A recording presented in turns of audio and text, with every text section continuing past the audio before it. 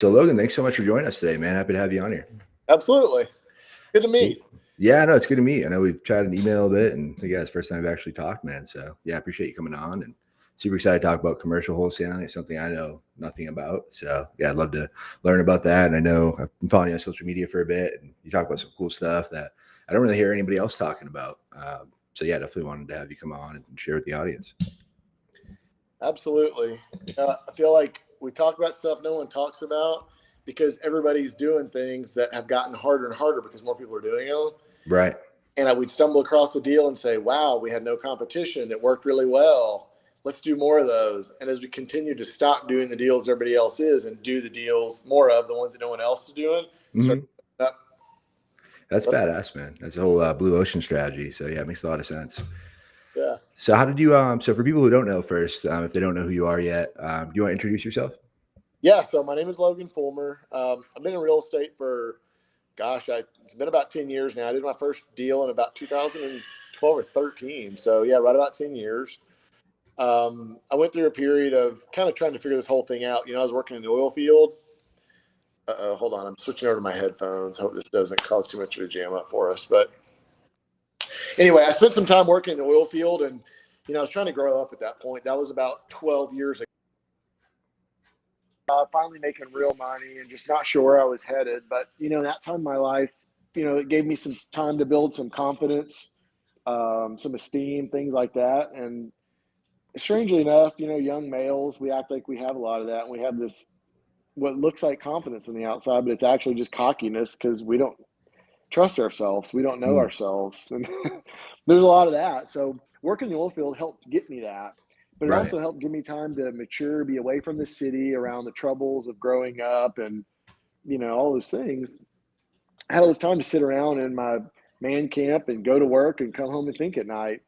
And while that was happening, I started to save money. You're making, at that point, I was making about 150 grand a year and I had no expenses, nothing. Yeah. So you start to save and you think, wow, I have a resource now that I've never had in the past. And I started to look into real estate. And most folks start out with no money and figure out how to do a deal.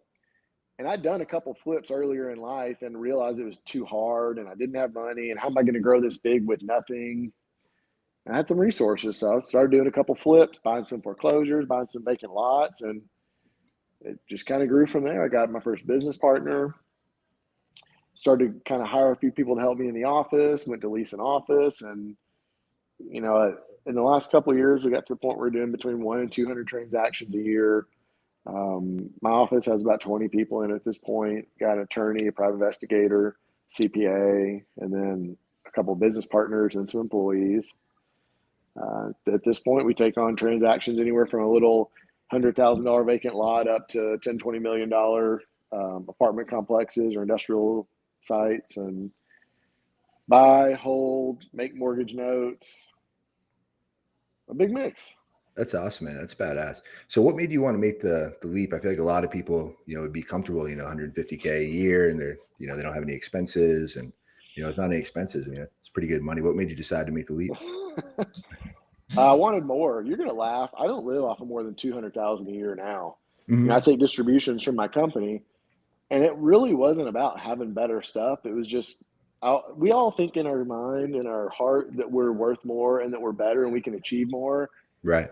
And that's what really gets us going. But until we start accomplishing that and actually seeing that happen, we don't believe it. Although we know inside here and we believe it, but until we see it, we don't really believe it. And I did want more. Right. So it was wanting more. I got sick of working for other people. I do remember there's this big inflection point where my bosses were telling me things at work, and I didn't like their ideas. I thought my ideas were better. But these dudes own the company. They own a $200 million company. Right. And I was like, man, I think I can do better than these guys. Mm-hmm. That's great, man. No, I love that. I think definitely is awesome. I feel like we all have some inside of us that wants more, and great. I think it's great, man, having the confidence to go and chase that. And obviously it's paid off for you in a huge way. So, man, kudos and thanks for being an inspiration for other people, man. I think that's awesome. Now, so let's get into commercial wholesaling a bit. So how would you explain, someone knows nothing about wholesaling at all, maybe just a little bit, how would you explain what commercial wholesaling is? If you don't know anything about wholesaling in general, what you're doing is finding a deal, getting a contract on a property, and then you're selling that contract. Mm-hmm. And folks would ask, well, why would someone want to buy that contract? Well, the reason is because you're selling that contract for more than I paid, but less than the property is actually worth. So if a person is getting a deal that has a little bit of equity and some value, that's one reason a buyer would want to buy it. Another reason is the buyer's just too busy and they don't want to go out looking for deals. And they might buy it at a tiny discount, but for them, it's easier to call 10 wholesalers, pick up a deal, and go do it. Right. That's what it is. No, I think that's a great, simple explanation and real straightforward, and yeah, it's exactly what it is. Now, so how is commercial different from residential? There are about a dozen ways that it really does differ. So let me tell you first the way it doesn't differ. My office is set up a lot like a volume residential shop. You have acquisition folks, you have disposition folks, you have transaction coordinators, operation managers, and a general manager. You buy leads, you send them to VAs, warm leads come into our acquisitions managers, they close the deal gets kicked over into dispo goes to look for a buyer. It's identical to the process for residential, but it's a much more sophisticated buyer. It's a much more sophisticated seller. Your earnest money costs a lot more. Mm-hmm. 1% of 200 grand on a house is $2,000. Right. And a lot of residential people don't put anything down because it's an unsophisticated seller. Right. But 1% of 2 million on an industrial building is 20 grand. Mm-hmm. And if you have 30 deals under contract, like right now, I have about $1 million in earnest money on deposit with a title company because we have a lot of stuff out. That's the product of years of growth, but those are some of the big differences. So your shop is set up in a conveyor belt very similarly, same cogs, but it's a much more sophisticated operation. Yeah, that makes a lot of sense. So some really interesting points you'll find is your earnest money is a lot more. The timeline to get a deal closed. I mean, a residential deal, you can do it anywhere from a week to a month. Yeah. That's pretty standard. In commercial, that's not at all. Standard is on the investment grade side, we're usually shooting for 60 to 90 days on feasibility, which would be like your option on a house, and then 30 days close after that. So our life cycle of a deal is not 2 to 4 weeks. It's really 2 to 4 months. Really? Okay. So when folks want to make that transition eventually, you don't realize, you have to understand that it takes a lot longer to get your money back. And when you build an operation, when you have employees doing this, you need to understand that their sales pipeline, their cash conversion is much slower. So when a person comes into your office, they actually don't get their first commission check for probably 4 or 5 months. Oh, wow. Yeah, it's going to be tough for a lot of people. Now, for your people, do you float them for a bit? Do you give them like something to last that long, or how do you manage people's expectations to have to wait that long to get paid? So I've done all of the above, all commission, low price base pay and commission, and then high price base pay and commission. So to take the focus off of that for a minute, look at something else that help give some insight into that. If you look at commercial brokers, some of my friends have gone in the commercial brokerage realm, commercial agency. They don't expect to make any money for 2 years. They're building relationships with buyers and sellers. They're just understanding the process, they're networking, and they really start to get real income in 2 years. Well, we're interesting that we have a conveyor belt. You don't have to build relationships. We got leads. You don't have to go find buyers. We have a list. We have all that. So our timeline is much shorter, but you have to have a more stable person. And we have a base pay. At this point now, we've just really changed our model again for the third time in 24 months. Our base pay is $45,000 a year, and our commission varies between 5 and 10% of the deal on the acquisition side and 5 and 10% on the disposition side. Oh, nice. So what we found is we were losing really good. Let me go back. The first rendition of this business was pure commission, and that was tough. Kill or be killed. Yeah. Then we said, you know what? We're losing really good people that we're interviewing, but they're taking jobs with Holt Caterpillar, or they're selling construction services, or pharmaceutical sales even. So we said, all right, let's give a base pay, because these other companies are giving base pay. So let's give $25,000 a base pay, which isn't a lot, but no wholesale companies give that. Right. So we decided to do that, and we got a higher quality of people. We got people from car sales, cell phone sales, solar sales, things like that. So we got a better quality. But as the market turned at the end of last year and all of the unsophisticated buyers went away. Now we only have very sophisticated buyers and sellers. Mm, Now we have to have much better quality people. So right. now we've had to rehire and retrain, and we brought our base pay up to 45,000 and a much higher commission rate. But that brings our salespeople making anywhere from 100 to 300,000 is what our salespeople Nice. are making now. Yeah, that's But we awesome. got people with college degrees, 3.0 or above GPA, and I'm not that dude, but I'm Mhm. hiring those dudes now. Right. Nah, that makes sense, man. That's awesome. So yeah, no, I know I went a little off topic there, but no, I think that's great. And then one other quick question before we go back into commercial wholesaling. So what type of people, I know you kind of mentioned the college educate people now. What type of people have you found that you've hired that have done well that maybe didn't have real estate experience in the past? Early on, we looked for people that could do the sales process, that were fast on their feet, were sharp, articulate, and aggressive and hungry. That was production was king. As Mm-hmm. we've gotten to a more sophisticated buyer and seller, now that we're moving up the asset class, we've got to find folks that are more mature. Mm-hmm. They have it together. We don't care that they have an education, but we care that they could show up somewhere for 4 years and put in the work and get the result, Right. because we believe that they'll be more willing to stick with our process. Mm-hmm.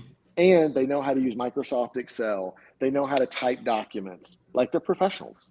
Mm. And when you're trying to buy a $10 million apartment complex from somebody, you need someone who's a professional. Yeah. No, it definitely makes sense. Yeah, I think that's great. The whole showing up for 4 years and showing they can show up somewhere and be consistent. Just If it watching makes that. you feel any better, it took me 7 years to get through college and I got Yeah. kicked out Mm-hmm. twice. Yeah. Well, But I'm the leader of this thing. I'm the kill or be killed type guy. And I've got to carry that torch. So sometimes I have to fight. Sometimes I get beat up. Sometimes I win. mm-hmm. But people in our process need to be a different kind of person. Right. No, that makes a lot of sense. So going back to the differences between residential and commercial, is there anything else that you think kind of separates the two? Your timeline is most important. Your earnest money is super duper important. The sophistication level of buyers and sellers are a big deal. Something else that's a really big differentiator is terminology. When you Mm, start talking about geotech reports, phase ones, we're talking about feasibility studies. Um, the way you value the real estate is different. You've got mm, the income model. You have three ways in commercial. So in residential, that's actually a really big differentiator we'll talk about for a few minutes. yeah. When you're valuing residential, how do you value your residential? Just do comps. Boom, that's it. Yeah. And even if you're doing like a duplex, you're probably doing comps or the Mm, 1% rule. Those are your two ways to value it. yeah. In commercial, you have comps, but they're a lot less important. Right. So that's the comparables. You'll have the income model, which is the highest priority. Mm, Um, oh gosh. Oh, and then the cost to replace. So in residential, that doesn't matter. But in commercial, cost to replace the building matters. So mm, if it's a very new product you're selling, you want to do cost to replace as is. If it's an older product, you're going to do cost to replace and depreciate it a little bit. So there's three different ways that are much different. But at the end of the day, what leads the pack is the income model. A lot of folks think real estate is a building and it's a property, and they get real fixated on it because they came from residential. mm, Once you start to understand commercial really well, what you understand is you're buying a business. mm, And instead of having people that are labor or cogs or machines, mechanized production in a business like a manufacturing plant, what I have is concrete and bricks and drywall. That's your business. People can come and work there and pay you rent to use that business, but it's a business. So you're yeah. buying a business. And when you buy a business, what you care about is income, expenses, and going concern. That's what you care about in a business. Competition, some other things, but when you're buying an office building, I buy office buildings, industrial, multifamily. I look at that business and say, is it a good location? Is it in good condition? Does it have going concern? What's it cost to run it? What kind of money is it going to bring in if you're buying a business? Mm, So that's something you really have to think about that's a little different. right. No, it makes a lot of sense. Now, when I know you mentioned like the sophistication as you go in the higher asset class, is there like a certain line like with the asset class that you think that sophistication like level really happens? Is like a cutoff point? Oh, that's an interesting question. Uh, yeah, once, $1 million is a mark a lot of people use for a Mm, lot of different things. Once you start hitting that $1 million range, you're in a different category. It's mm, a more expensive asset. It's a little harder to get financing. More often you use financing. It's very rare that people pay cash in that range. mm, 90% of the time it's financed. Folks usually own those assets longer. Yeah, it's much more sophisticated over that range. Now, you'll find another threshold once you start getting into that $5 million range. Mm-hmm. Now you're looking at, it's much harder to get financing. The buyer is more than likely a professional that does this, and that's all they do. They don't do 50 other things. Mm-hmm. So that's a much different category then. So Yeah. we typically stick in the $1 million to $5 million category. We do above that, but at this point, our sweet spot is that. Yeah, that makes a lot of sense. So awesome. And then so it looks like we do have a couple of questions. We have a few people that said, what's up in the chat? We got Harvey, looks like Glenn. Then Harvey asked a question. He said, commercial real estate agent here. How do you make sure you've got enough time built into feasibility to get the deal sold? Have you undershot before and had to close and sell it after? A lot of questions in that one. I'll try to answer them as I remember them. How do you get enough time to make sure that you can feasibility and still sell it in that timeline? So the better the deal is, the less feasibility, the less time you need to sell it. You know, if you're typically good deals sell quick. So if it's not a great deal, there's not a ton of margin, you better get yourself a lot of time. Or if it's a very sophisticated deal, like a big multifamily with a lot of tenants, a lot of leases and all these things, you're going to want more time. But ultimately, we shoot for 60 to 90 days in feasibility, and that's still kind of tight. But you have to understand, it is par for the course. So when investors are buying from a wholesale operation, they know that it's going to be faster. So it's a little more expedited process. But we had to learn that through trial and error. We made some really big screw ups, lost some earnest money on that, had to cancel a ton of deals that could have sold, but you know, that was the process. Yep. No, that's great. So that's one question. Gosh, help me remember the other one. Yes, the other one. So time building feasibility, and the other one is, have you undershot before and had to close and sell it after? Actually, we do that a fair amount. When we look at these deals that are smoking good deals, the moment we recognize it, I go to close quick. And sellers tell me, you had a long feasibility. What about this? All I need is a phase one and a survey, and I'm going to close fast. And the reason is I don't want them to have any reason to change their mind. I don't want to have to sue them for specific performance. I got an example right now. I've got a property that's worth $1.3 million. I contracted it for $650,000, and I got 60 days of feasibility, 30 to close. I'm going to close next week, which will be 3 weeks. Nice. I do not want to risk that deal falling apart. Yeah, no, that makes sense. Now, another thing that a lot of folks will find once they get into this, remind me, we should talk about how to transition from residential to commercial. Yes, yeah.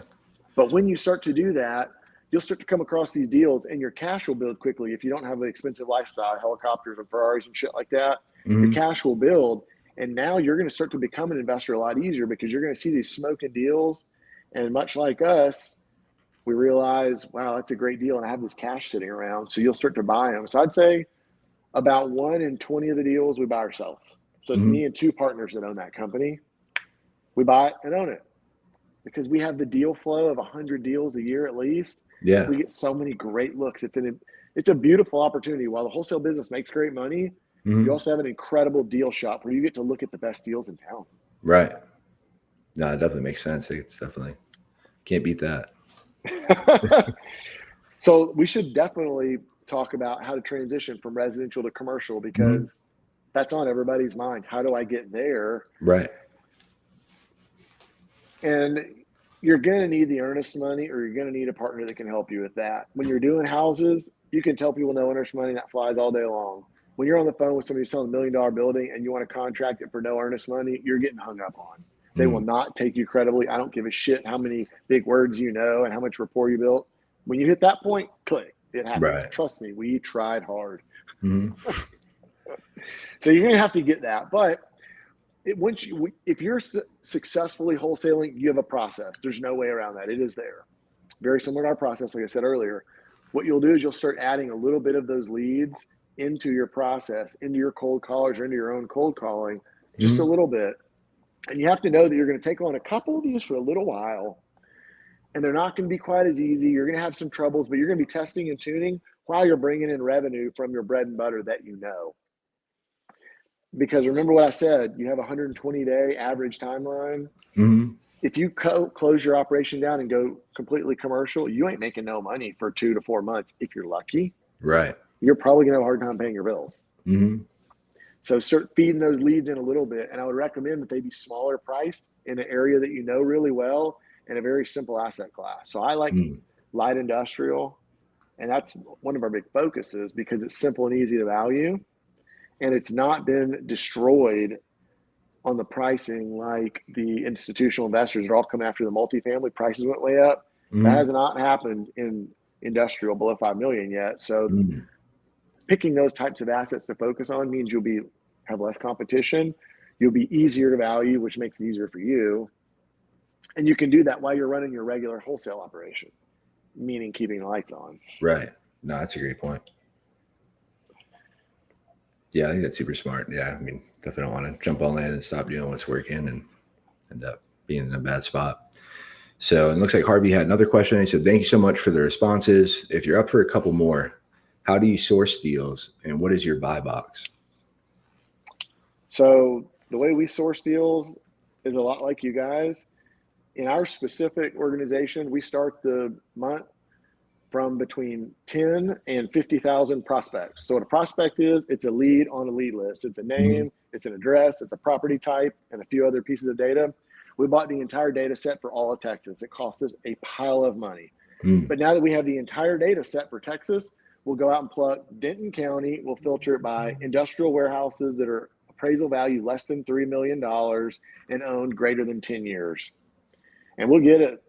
We might have to pick 2 or 3 counties to get at least 10,000 prospects, but we'll feed that to our cold callers who will begin calling.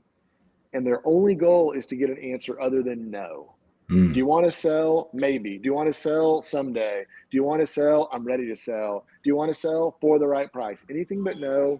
That gets input into a call form, into our CRM, which now a warm body, a trained acquisition person in our office sees that on his computer. There's a notice. They pick up and they call. Hi, my name is Johnny. I'm with Simple Capital. Didn't you just speak to my acquisition person, Jenny? Yes, we did. Great. Let's talk about your warehouse on 123 Main Street. So that's how our lead sourcing happens. But because we do a very high volume and very low return ratio, we have to cast a very wide net. And on commercial, your odds are much lower than they are with residential. So in my mind, you have to cast a very wide net, because when we did it at first with a very small net and spearfish, we got no deals, literally none. That makes sense. Now, so what that kind of leads into a question I had. So as far as like who the seller is now, are they, what's their motivation? Are they usually distressed? Are they trying to do another deal? I'm guessing if they're, the higher asset class, the distress probably doesn't come in as much. But what's usually their motivation? You would be right there. The motivation is typically they're a little bit older. They're either they want to move the money into either another asset, an asset closer to them. They're getting a little older and they want to convert their assets to cash so their kids don't have to fiddle with an asset class that they don't like. Another avatar that I find that's very, very common when we're doing the light industrial stuff, metal or tilt wall buildings less than 50,000 square feet and less than $5 million, is the seller built it and ran their business in it, and they're now closing the business down because they're ready to retire, or they're selling the business and selling the building, or they've already done that and they have a tenant in the building. But this was where they ran their business for a long time, and now they want to sell, and we happen to call at the right time. You will find other situations, but that is absolutely the most common. So you're going to find the seller many times has a property in their own name or just a basic LLC. Okay, that makes sense. Yeah, I figured it probably wouldn't be in their own name, but a lot of them do when they're even the bigger asset classes still be in their own name. You'd be very surprised, man. I do multi-million-dollar deals all the time that are in John Smith's name. Really? Wow. Yeah. That's crazy. Yeah. I think they'd be scared someone would like trip or get hurt there and lose the building or something. You know, what I find is these guys aren't sophisticated investors when it comes to real estate. They were great at making a granite manufacturing company, a cabinet maker, a print shop. They were really good at their skill, but they didn't go into the real estate thing with high expectations and risk management perspectives and things like we might, because we're so focused on real estate. They just said, I need a building to run my business. No different than they need to, buy a building. They also need to buy a print press. They also need to hire some employees. This is just one little cog in their business. It's not that important in the whole scheme of things. Their love is making cabinets or printing shirts. They happen to have this residual asset that's the most valuable asset of their business when it's time to end it. Yeah. We Okay. don't look at it real estate that way. We look at it as our primary focus. Right. No, that's great to know that they have that different mindset. Now, is that typically who it is though? It's someone that was a business owner that did reasonably well and then kind of transitioned and that was their path. And I'll tell you this too, 95% of the time they're male. Mm-hmm. I don't know why, but that's what I find. Yeah, that makes sense, especially if they're older guys. So usually older guys had a business at one point and then bought the building. That makes sense. Now, do you find like sometimes the kids still will inherit the bigger properties too, or do they usually get that figured out before they pass? I don't know. If that happens, those people say, I have no interest in selling, and I don't get to find that information because we don't get there. Right. Yeah, that makes sense. You know what? Here's another big difference between residential and commercial that's good to talk about. When you call someone about a house, you probably get that deal done in the first 1 to 3 calls. Many times you can get someone engaged. We used to, in sales a long time ago, we call it a floor pop. You're on the floor, sales floor, and you get it sold right there, or you get it closed right there. That happens a lot in residential, or maybe a second or third call. In commercial, your calls are much longer.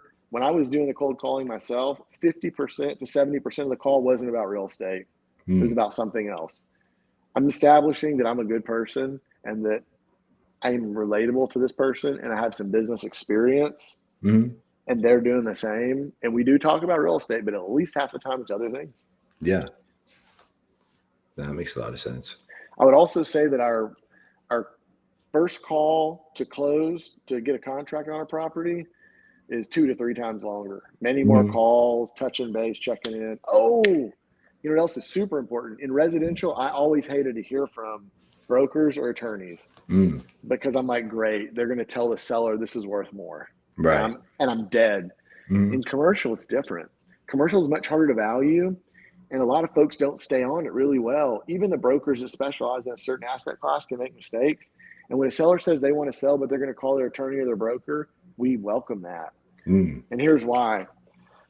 An attorney gets paid on fees, not on a percentage of the deal. So he wants the deal to happen. He's getting paid to advise and help with contracts and all this stuff.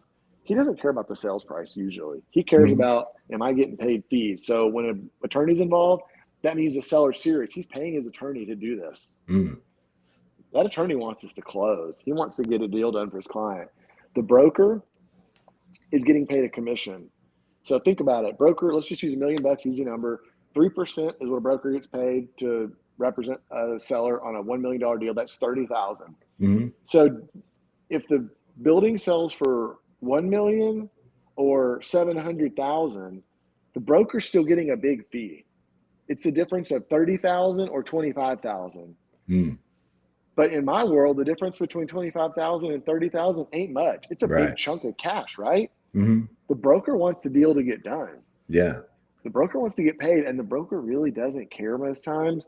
If it's $800,000 or $1 million, they don't give a shit. They just want their large sum of cash. Right. Yeah, it makes sense. So you want brokers and you want lawyers involved. Right. No, it makes a lot of sense. I'm sure they feel more comfortable with other people in their corner telling them to move forward to you. They do. So let's talk about credibility for a minute. When you're calling someone about a house, sometimes there's credibility discussion, but most times it's not that big a deal. Right. Unsophisticated seller, you say you got the cash, you might show them proof of funds letter, it works. Well, when somebody calls you about a $1 to $10 million or $5 million building, now you got credibility. Does this guy have the money? Can he close? Does he know what he's doing? If you don't really sound sophisticated, they're going to catch on to that. Right. So something that I've learned is talking the talk really helps. Using the right terminology, talking a little more slowly, more methodically, that really helps because that shows maturity and experience. But I always tell the seller, I'm going to send you an email with an offer or with a request for diligence. Even before a contract, I might want to see a floor plan or some surveys or anything like that. And when I do that, I say, look, I'm going to include some of my professionals on this email so that they're aware that there might be a transaction happening. I'm going to include my escrow officer, my attorney, and my banker. The reason I'm doing that, seller, is for 2 reasons. One, you may want to reach out to them and find out if I've done a real estate deal before or if I have any money or if I'm a piece of shit or not. Mm-hmm. Their names and phone numbers will be on that email. So that allows you to reach out to them, and I'll say it in that email. Mm. You have the right to talk to them. But what it also does is it puts this deal up in front of my professionals, so I don't have to make a separate call to all three of them and let them know I'm working on a potential transaction. So this helps me, seller, and it also helps you. You're going to see that email in the next day or so, okay? But what Mm. that does is subliminally it tells the seller, I have an attorney, I have an escrow officer, and I have a banker, and we're so closely connected that we do deals so often that I just attach them on emails regularly. Mm. It's par for the course because I'm sophisticated. I do this Right. all the time. You see what I Yeah. mean? No, that's great. I love that. Yeah, so I'll do it for the like I'll lean on it a bit, usually not till later in the call. But I like that you're doing it right at the beginning and you're building that credibility. And obviously not for the lawyer stuff, but just for like, oh, there's a title company and letting this like residential sellers know like it's not just me, giving you a bag of cash. But that makes a lot of sense. So these are things that a person that's been doing real estate for 10 years will do. But Mm-hmm. these are things that the listeners right now can hear and say, I've not been doing real estate for 10 years. I've been doing it for 1 or 2. But I'm Yeah. going to employ the strategies now to make me look that much better. Mm. No, I think that's great. That makes a lot of sense. Awesome, man. And then so Ben Schreiber hopped on, dropped a comment. He said, dropping tons of knowledge, gentlemen. Logan, when you first transitioned from residential, wholesale to commercial, how did you go about finding your buyers? The first group of buyers came from a couple different ways, one of which was Facebook groups. We would share some properties and get a whole bunch of email addresses and start building a buyers list.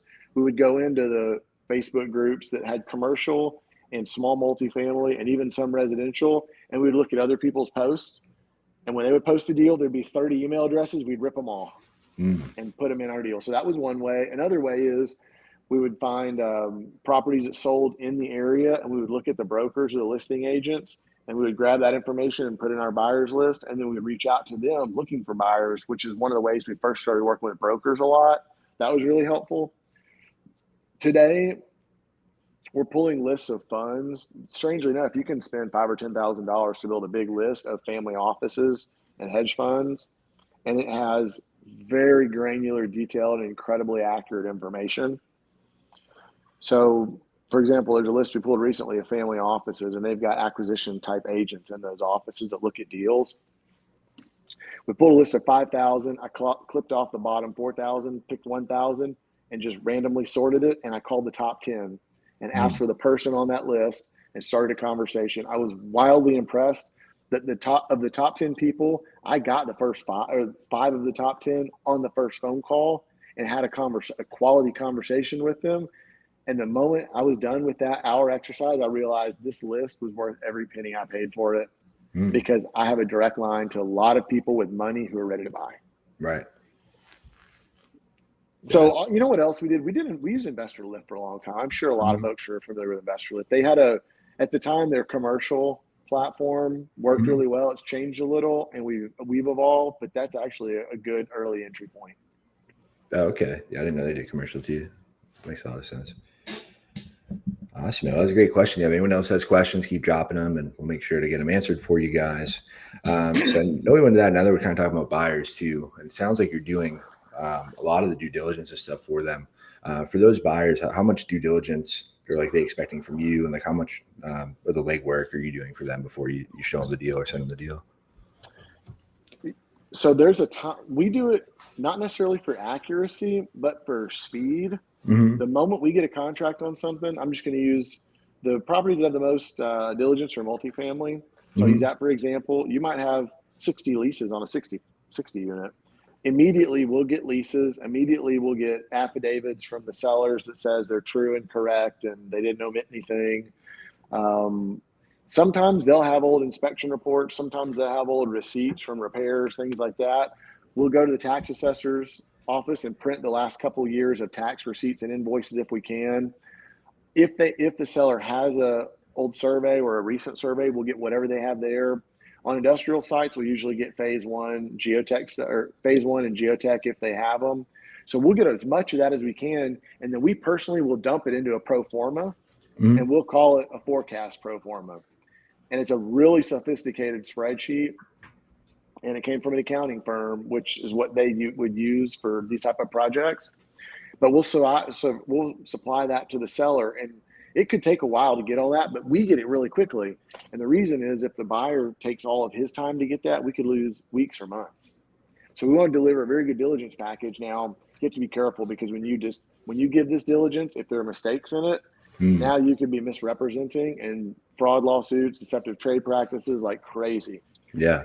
So in this case, we have a disclosure that says all this information is by third parties, and the buyer will make its own decisions and vet it all and not make any decisions based on what we provided. So we're basically getting indemnification from that. Mm-hmm.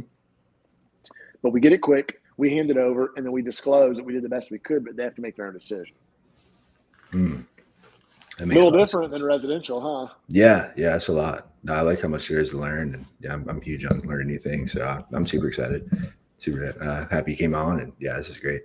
And then so Harvey Holmes asked a question. He said, "How can a commercial, real estate agent best provide value to a commercial wholesaler?"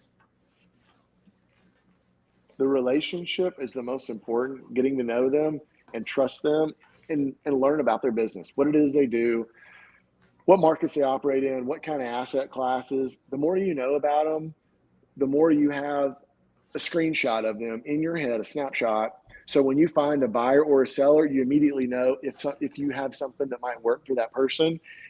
A large part, the reason it's so important to do that is because a lot of commercial real estate trades off market. The MLS is for residential, and in commercial, you've got Crexy, LoopNet, CoStar, 10X, all that stuff. But a lot of properties never hit those. A large part are just traded by word of mouth. And if you're in that network and you know those people and you know where to plug it in, you can make deals happen really quickly without having to, I always say, without having to go to the listing service. I always say those services are where buyer and seller deals go to die.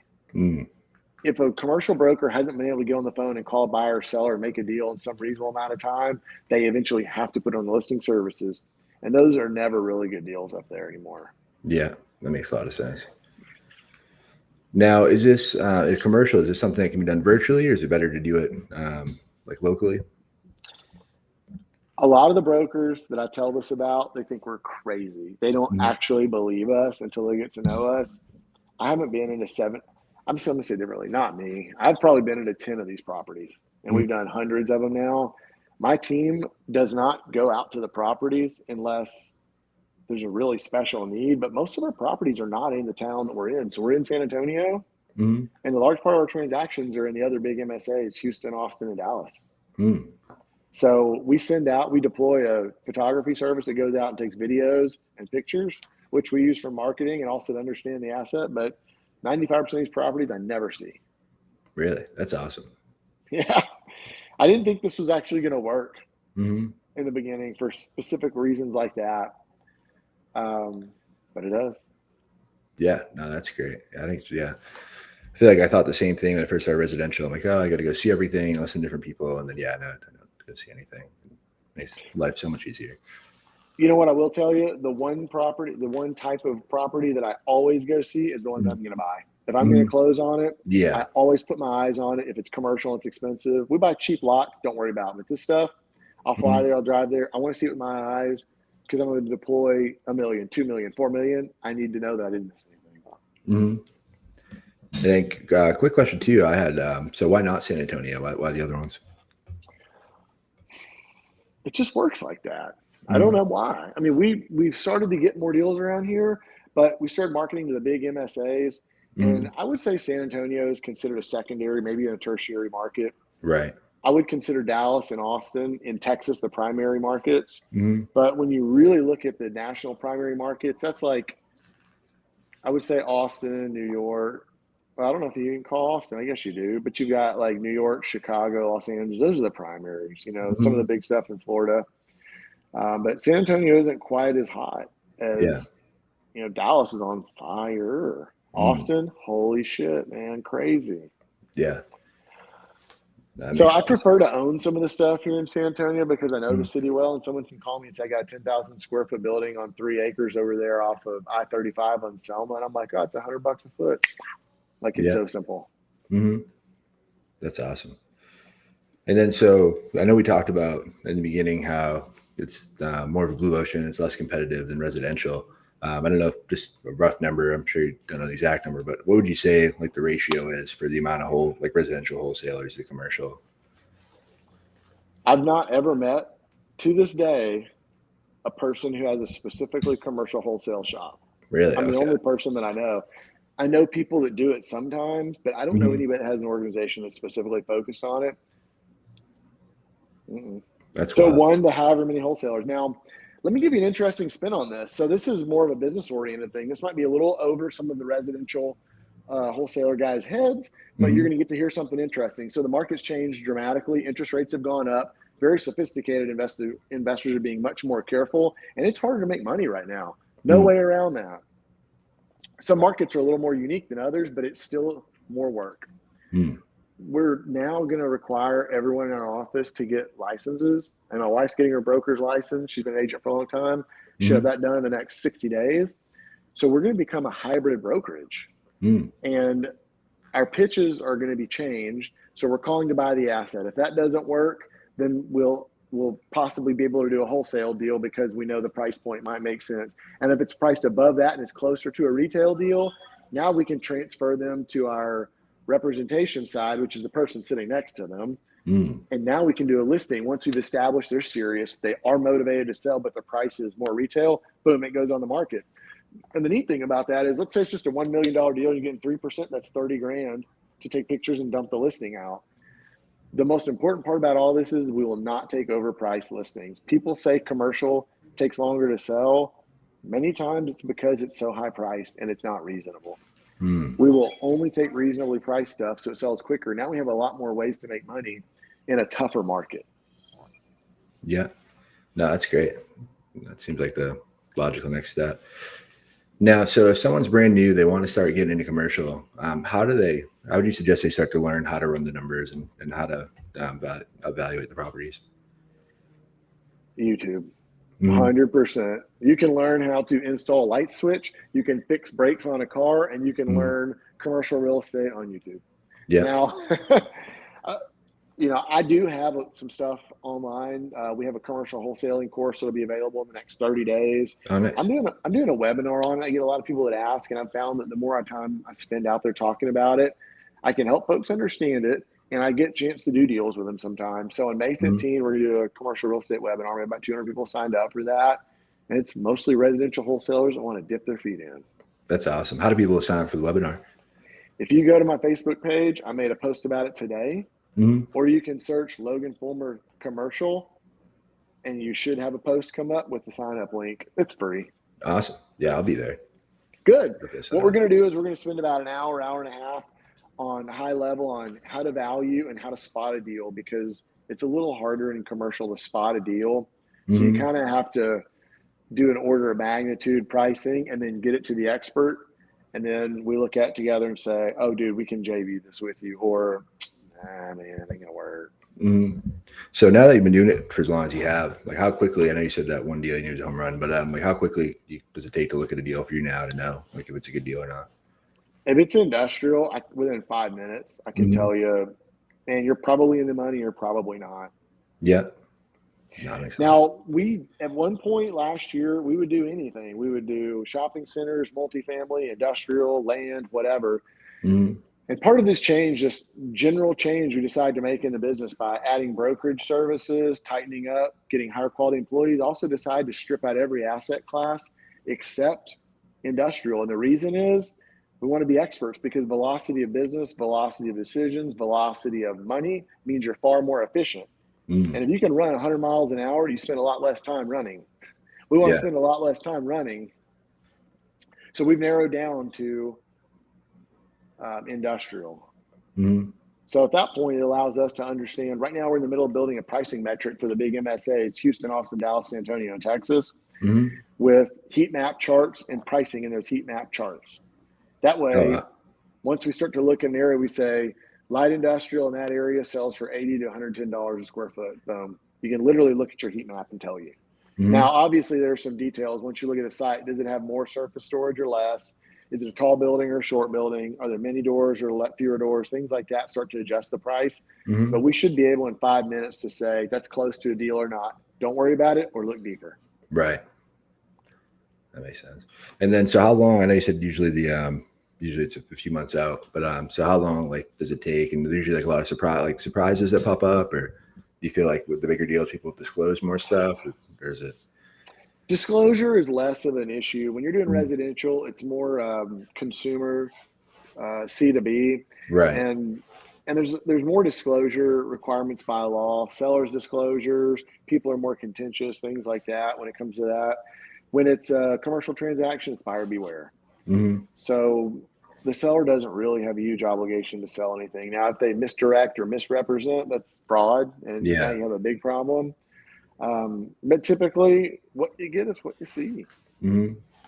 That makes sense. And what do you think the like rough average like a commercial wholesale deal is? We've done tiny ones. We've ended up with $5,000 spreads when you're irritated that didn't even cover our cost. Hmm. So far, the biggest one we've closed is 700 grand spread. We have a couple under contract now that are multi-million dollar spreads. Wow. But I would say a very typical spread now these days is 70 to $125,000, Yeah. 75 to 125. Yeah. Yeah. Definitely worth the wait of the couple extra months. So it is. So something that's like an ideology shift when folks start doing commercial, one deal can radically change your life. In Mm. residential, you can get yourself a $30,000 pop and like, holy crap, that's a big deal. That Yeah. doesn't change your life. In No, commercial, that's you quick. can do a single $1 million deal that literally changes your life. Or if you Hmm. choose to buy it yourself and maybe bring in a partner to stabilize it, the Yeah. cash flow on one commercial deal can literally change your life. Right. It's like generational too if you're keeping it. Right. That's one of the reasons I really like the commercial so much. Your Hmm. incremental change can be so big so quickly once Yeah. you get it down. That's great. That's super exciting. Okay, so Ben Schreiber asked on a question. He said, "Where can I send a deal that'd be willing to JV? I have a mixed-use commercial property in the valley. I'm looking to move." Man, we actually do a lot of transactions down the valley. The question is, what asset class is it? If it's industrial, you can send it to uh, AJ, or you can send it to office at arpusa.com. We'll get Mhm. it. If it's not industrial, actually send it to the same address. We're filtering the stuff that is industrial to our wholesale company. And if it's not industrial, then our asset management side will still look at it and say, should we buy this? Would we want to take this down? How do you convert this to a deal? We're not wholesaling anything other than industrial right now. We've really tightened up, but we Mhm. do buy assets outside of that. So Nice. office at arpusa.com. And Okay. that will be sent to 4 of our partners at the same time. So you get a pretty quick response. Perfect. So I'll drop that in the comments too after, and then I'll also put the link in there too for the webinar, for your page for the webinar. Thank you. Heck Yeah, yeah. of course, man. I appreciate you coming and providing so much value, and anything I can do, I definitely love to reciprocate. So what anything else you think we missed? I guess I know so little about commercial. I feel like I don't know the questions to ask. Anything else you think that we have missed or haven't gone over yet? I think the most important part is the education. Mhm. Everyone on this phone call right now generally knows the process to buy and sell real estate and to wholesale real estate. We all already know that. Even folks that Mhm. don't realize it, they do. Right. The terminology, some of the steps are slightly different throughout the process. And I would really encourage folks to get on the internet. All of the big words that you need to know, all of the ideology is really on the internet. Mhm. Outside of that, I spent a lot of time talking to brokers. When I would find a deal, I would just call them. I would Google industrial real estate broker San Antonio, multifamily real estate broker San Antonio. I don't know them at all. I know nothing about them, and they may Mhm. not even be a good one. But I'd get on the phone and call them and tell them, "I got this deal. Do you have a buyer?" Kind of acting like a dispo situation. Mhm. Sometimes you'll find a buyer. The rest of the time, you're going to listen to what they talk about. You're going to hear what they're telling you. You're going to understand the terminology. You're going to understand the processes, the themes, the ideology, and that's what's going to start to help get you learned a lot quicker. Mhm. So there's not a lot of programs out there that are actual like programs that are for sale, but Mhm. YouTube, Googling, and calling brokers to talk. You do that for 90 days, you're going to start selling what you're talking about. Yeah. No, that makes sense. Is there any specific like sites or YouTube channels that you'd recommend? I don't. Do you do YouTube videos too? I do. Not a Mm, lot of that stuff right now is very focused on specifically commercial. It's more generalized. mm, My Facebook has a fair amount on there, mm, just Logan Fullmer in Facebook. But outside of that, there's a wide array of folks in commercial. I wouldn't say there's a specific authority on it. mm, I will tell you some of the big brokerages, things like JLL, some of those folks, they're big national brokerages. Trans Western is one of them. They have good resources on their website. While they're not wholesaling or brokerages, mm. they have what you need by Right. watching a lot of their videos talking about the assets. Nice. That's great. So besides education, so someone does the education, they deep dive, next couple of months, they feel like they know what they're talking about. What are the first steps you recommend them taking to start taking action on? You've got to get in the trenches. You got to get yourself a little list. You got to pull a little list. You got to start calling yourself. You got to send it to your VAs and start taking the warm leads. You've got to start. That's the Mm-hmm. biggest theme about almost starting a business, starting a wholesaling operation, doing commercial. You got to get on the phone. You're going to sound like a complete idiot your first 50 calls, but you already did that when you started residential. So you know what this feels like. So you're going to have to start over. It's like when you leave elementary school, now you're Mm-hmm. the sixth grader, you're the first one in elementary school, you're back at the bottom of the totem pole again. Same thing here. The neat thing is you do a little education, so you'll get there, but you Mm-hmm. have to begin the process. You've Yeah. got to get on that phone. Mm-hmm. No, that makes a lot of sense. Yeah, I think I always find that's the best teacher is just jumping in and getting punched in the face until you learn how to stop getting punched in the face. Yeah, that's right. In this particular realm, there's not quite as much mentorship available. Mm-hmm. Just doesn't exist. Folks go into commercial brokerage or they're an investor, and you don't see a lot of folks out there sharing about it. So it's a lot tougher to find folks to get the information from personally. Mm. No, that's good. Yeah, I feel like it kind of goes back to being good. I feel like it's good and bad though. There's less competition and less knowledge out there. If you have to look deeper for it, the average person isn't going to do the work and go try to find that info. That's true. Something that just kind of rang off the top of my head now. I'm thinking about different things because I have an outline in front of me. Mm-hmm. In residential, folks will misprice their property or just not care so they Yeah. can get a discount. In commercial, it's much harder to value because you don't have a listing service that has all the data out there. So you just can't go get your data. And it's much easier for sellers to just misprice. They Mm. built the warehouse for $500,000 20 years ago. They ran their business out of it. And when you tell them you're going to give them $1 million, you're lowballing the hell out of them. But Yeah. in their mind, they remember they built it for 500. They're going to sell it to you for $1 million. They're kings in their mind. Yeah. But the gold is it's actually worth $2 million because you're an expert and you know how to value it. So the seller's happy, he's doubling his money. I'm about to double my money. Mm-hmm. So there's a mispricing opportunity that happens because commercial is so much harder to value. So that's why you really have to be an expert at valuing. We spend Mm-hmm. a lot of time figuring out values, and we just spend a lot of time talking to as many sellers as we can, and we look for mispricing opportunities. Yeah. No, that's great. So in that example where it's worth 2 million, you have it at 1. If you wholesale that, what type of discount is the buyer? Oh, I'm taking that down. I'm Yeah. buying it. Okay, that makes sense. But say if you weren't, so you wanted to wholesale it, what kind of like discount is like? I know like 70% for like residential buyers. It's like a good rule of thumb. Is there like a rule of thumb that commercial buyers like want from So wholesalers? that depends on who your buyer is. So the best Mm-hmm. buyer that you're ever going to get that's going to pay the most is going to be an owner occupant. Mm-hmm. So the reason single family sells for so much money is because they're owner occupants and they'll pay whatever it takes to get in that house because they love it. They're not looking at a business case quite so much. An owner occupant is going to pay the most because they need to get that site to run their business and they're not trying to get a deal like an investor or they don't have these other constraints. They need to get in there and they're willing to pay X amount a month for that piece of their business so they can run the rest of it.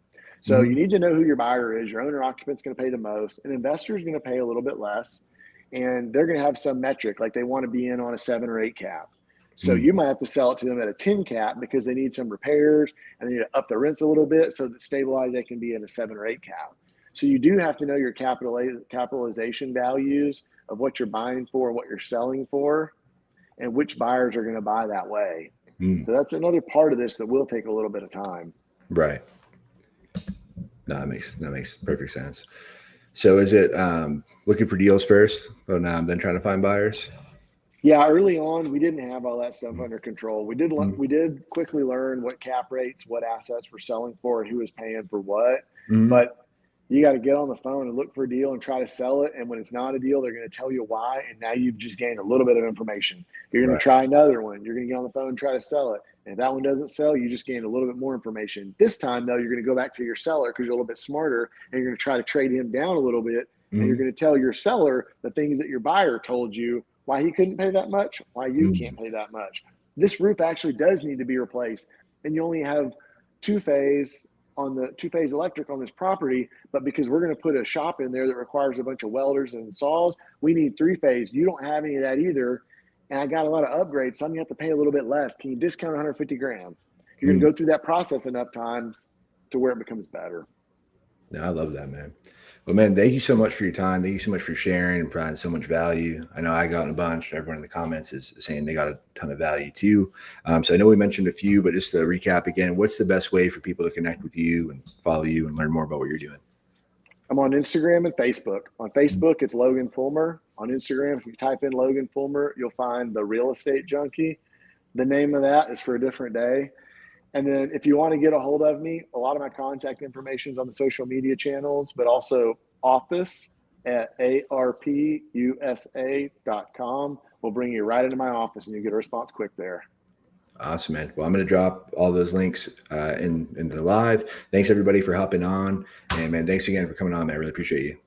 No doubt, Kai. I enjoyed it.